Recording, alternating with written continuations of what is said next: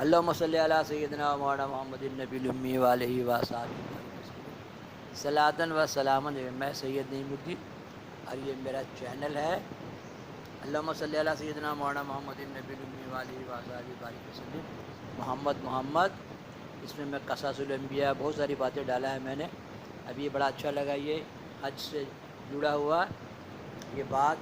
اسلامی سال کا 12واں اور آخری مہینہ ذی الحجہ کہلاتا ہے۔ یہ مہینہ قبل از اسلام زمانِ جہالت میں بھی قابل احترام سمجھا جاتا تھا۔ اس مہینے کی شہرت صرف اور صرف حج کی وجہ سے تھی، جیسے عرب بھر میں تمام تر اخلاقی انخطاط وہ گمراہی کے باوجود انتہائی محبوبیت و مقبولیت حاصل تھی۔ اہل عرب قبل از اسلام 4 مہینے کو خصوصی اہمیت اور حرمت والا شمار کرتے تھے۔ یہ مہینے 3 مہینے مسلسل یعنی ذی القعدہ، ذی الحجہ، محرم اور ماہ رجب المرجب شریف ہیں۔ ان مہینوں میں ہر قسم کی لڑائی جھگڑا دنگا فساد سے اجتناب کیا کرتے تھے۔ وہ لوگ اس کی حرمت پامال کرنے کو بھی کبھی سوچ بھی نہیں سکتے تھے، اور جو اس کی حرمت پامال کر دیتا اسے اس کا خمیازہ بھگتنا پڑتا تھا۔ جب ظہور اسلام ہوا تو ان مہینوں کی حرمت کو برقرار رکھا گیا۔ ماہ ذی الحج کی اہمیت اراکین اسلام میں 5 رکن حج اور عید قرباں کی وجہ سے بہت زیادہ ہے۔ ایام حج 9 ذی الحجہ سے لے کر 13 ذی الحجہ تک ہیں، اور یہ مکہ مکرمہ کے ساتھ ہی خاص ہے، لیکن اس کے بقیہ ایام میں کم اہمیت کے حامل نہیں ہیں۔ اگر ہم غور کریں تو واضح ہوتا ہے کہ حضرت سیدہ فاطمہ زہرا رضی اللہ کا عقد مبارک 1 ذی الحج کو ہوا۔ مواخات مدینہ میں حضور نے حضرت علی علیہ السلام، حضرت علی مرتضیٰ کو اپنا بھائی 12 ذی الحجہ کو قرار دیا، اور اسی طرح حضرت سیدنا علی مرتضیٰ شیر خدا رضی اللہ عنہ نے دوران نماز اپنی انگوٹھی 14 ذی الحجہ کو خیرات فرمائی۔ 18 ذی الحجہ کو حضرت سیدنا عثمان غنی کا شہید کیا گیا۔ اللہ تعالیٰ نے حضرت موسیٰ علیہ السلام کو 30 روزے رکھنے کا حکم دیا تھا، جو کہ 1 ذی القعدہ سے شروع ہوئے، پھر انہی 10 ذی الحجہ کے مزید 10 روزے رکھنے کا حکم دیا۔ 26 دیکھیں ذی الحجہ کے مزید 10 روزے، ذی الحجہ کے 10 روزے۔ 26 ذی الحجہ کو حضرت سیدنا داؤد علیہ السلام پر استغفار نازل ہوئی۔ 27 ذی الحجہ کو واقعہ پر ہوا، اور 28ویں ذی الحجہ کو حضرت سیدنا عمر فاروق رضی اللہ تعالیٰ عنہ پر قتلانہ حملہ ہوا۔ اسے تاریخ اسلام کے مختلف سالوں میں اس مقدس ماہ میں مختلف قسم کے مشہور واقعات اور معاملات ہوتے رہے۔ حضرت ام المومنین عائشہ صدیقہ رضی اللہ عنہ حضور نے زندگی بھر 4 چیزیں ترک نہیں فرمائی: عاشورہ، محرم، 9 ذی الحج اور ایام بیضا کے روزے، اور فرض کی سنتیں، فجر کی سنتیں۔ ماہ ذی الحجہ میں 8 تاریخ کو یوم الترویہ کہا جاتا ہے کہ اس دن حاجی اپنے جانور کو خوب کھلا پلا کر طور پر سیراب کر لیا کرتے تھے، اور 9 ذی الحجہ کو وقوف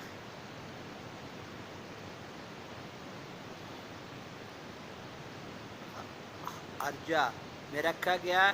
10 ذی الحجہ کو حجاج اکرام مینا میں جانور قربان کیا کرتے تھے، اس لیے اس دن کو یوم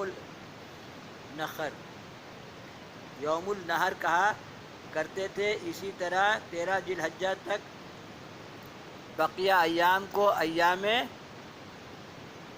تشریق کہا جاتا تھا، اور اسلام میں بھی ان ایام کی فضیلت کو برقرار رکھا گیا۔ اللہم صلی علی سیدنا مولانا محمد النبی الامی وعلیہ وصحبہ بارک وسلم صلاۃ و سلام علیک یا رسول اللہ صلی اللہ علیہ وسلم۔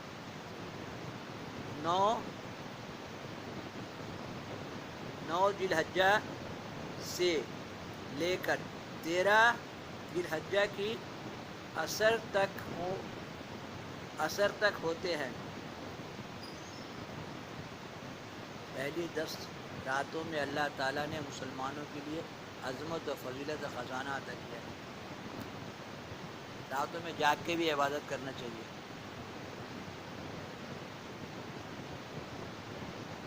جن میں تکبیرات بلند آواز سے پڑھی جاتی ہیں، خصوصاً ہر نماز کے بعد۔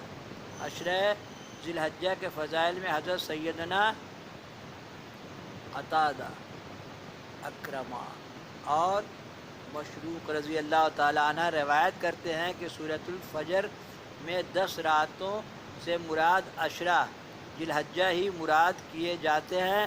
حضرت سیدنا عبداللہ بن عباس رضی اللہ تعالیٰ عنہ روایت کرتے ہیں کہ رسول اللہ صلی اللہ علیہ وسلم نے ارشاد فرمایا، عشرہ ذی الحجہ کے دوران کیے گئے اعمال سے بہتر کسی بھی دن میں کیے گئے اعمال نہیں ہو سکتے۔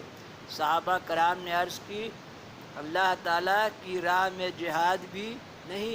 آپ نے ارشاد فرمایا، اللہ تعالیٰ کی راہ میں جہاد بھی نہیں، سوائے اس کے کہ جو آدمی جنگ لڑتے لڑتے اپنا گھوڑا بھی ذبح کروا دے اور اس کا خون بہا دے۔ اس طرح حضرت سیدنا عبداللہ بن عباس روایت کرتے ہیں کہ رسول اللہ صلی اللہ علیہ وسلم نے ارشاد فرمایا، عشرہ ذی الحجہ سے بہتر کوئی دن بھی نہیں ہے، لہٰذا ان ایام میں تسبیح، تہلیل اور تکبیرات کی کثرت کیا کرو۔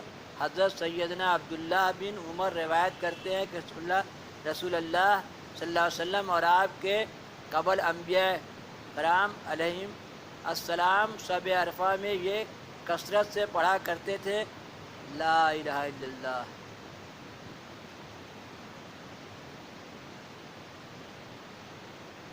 لا الہ الا ہو، لا الہ الا ہو، لا وحدہ لا شریک لہ، لہ الحمد لہ الملک و لہ الحمد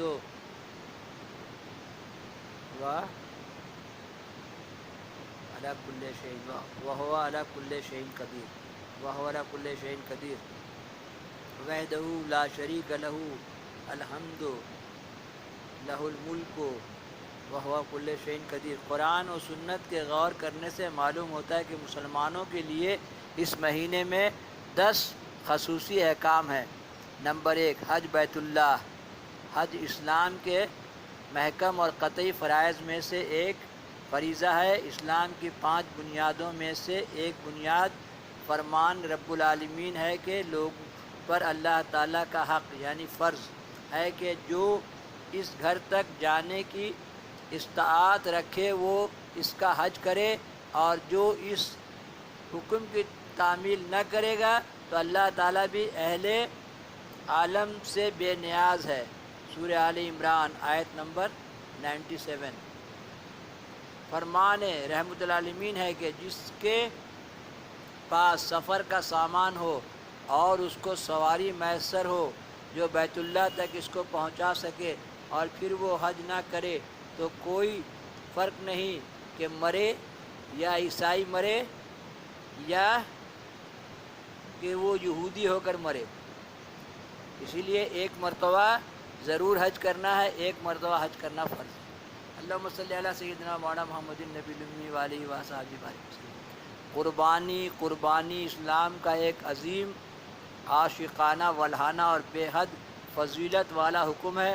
ہر زمانے میں مسلمانوں نے نہایت محبت، عشق اور اہتمام سے اس حکم کو پورا کیا، مگر اس زمانے کے روشن خیالوں نے مسلمانوں کے دلوں سے قربانی کی اہمیت کم کرنے کے لیے ایڑی چوٹی کا زور لگا رکھا ہے۔ جیسے کہ ایک طبقہ آپ کو یہ کہتا ہوا ملے گا کہ جانور ذبح کرنا کیوں ضروری ہے؟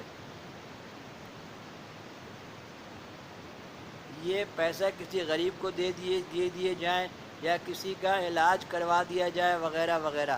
اور آج کل اس کی ایک دوسری شکل یہ پیدا کرنے کی کوشش کی ہے کہ جانوروں میں کانگو وائرس ہے، لہٰذا اس سے دور رہیں، اس کو گھر میں نہ لائیں، بچے اس سے نہ کھیلیں وغیرہ، تاکہ مسلمانوں میں یہ خوف پیدا ہو جائے اور وہ عظیم اجر یا محروم ہو جائیں، کم از کم اس کی اہمیت اور اہتمام میں کمی آ جائے اور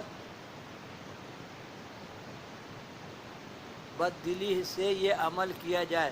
حضرت عائشہ صدیقہ نے فرماتی ہیں کہ رسول اللہ صلی اللہ علیہ وسلم نے ارشاد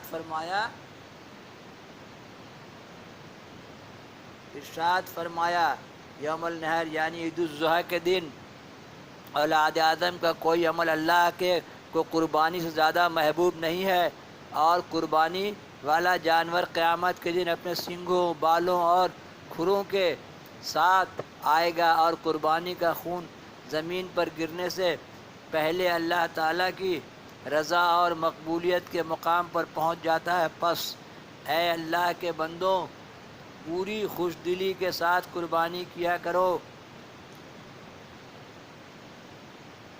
عید الاضحیٰ، اسلام میں صرف 2 تہواریں ہیں، عید الفطر اور دوسرا عید الاضحیٰ، جو اس ماہ کی اس 10 تاریخ کو منایا جاتا ہے۔ قربانی، نماز، خوشی اور اللہ تعالیٰ کی طرف سے اپنے بندوں کی دعوت کا دن ہے۔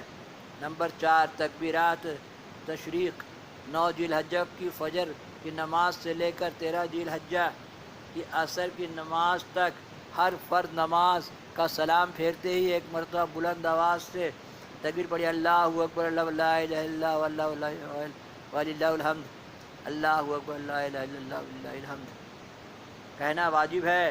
5، عشرہ ذی الحجہ کے روزے، عشر ذی الحجہ کے روزے 6 رات کا قیام۔ دیکھیے یہ روزے کتنی اہمیت ہیں۔ ذی الحجہ کے روزے 6 رات کا قیام۔ حضرت ابو ہریرہ فرماتے ہیں کہ رسول اللہ صلی اللہ علیہ وسلم نے ارشاد فرمایا، دنوں میں سے کسی دن بھی بندے کا عبادت کرنا اللہ تعالیٰ کو اتنا محبوب نہیں جتنا عشرہ ذی الحجہ میں محبوب ہے۔ اس عشرہ کے ہر دن کا روزہ بہت ثواب ہے، وہ ثواب سب میں نے ڈالا ہوا ہے، سال بھر کے روزے